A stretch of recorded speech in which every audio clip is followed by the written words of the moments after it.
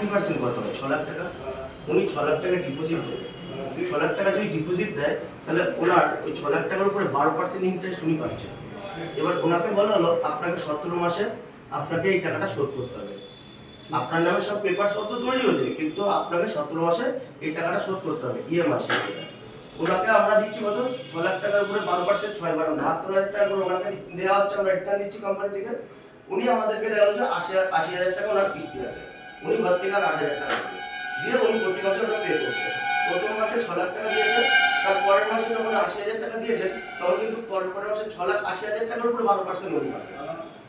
ঠিক আছে, তার পরের মাসে দেখা যায় ওইভাবে বাড়ছে, 80,000 করে বাড়তে বাড়তে দেখা গেল একটা টাইমে ওনার ঘর থেকে টাকা যাচ্ছে না, এবার উনি পাচ্ছেন, উল্টো উনি পেতে থাকছেন, ওনার জমিটা ওইভাবেই ওনার হলো। তাহলে উনি অ্যাকচুয়ালি ইনভেস্ট করেছে কত? 6 লাখ টাকা।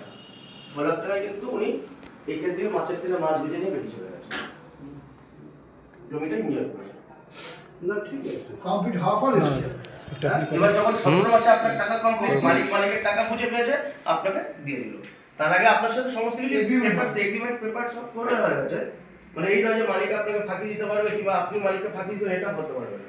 সমস্ত কিছু পেপারস কমপ্লিট, যেদিনকে টাকা কমপ্লিট হয়ে গেল সেদিন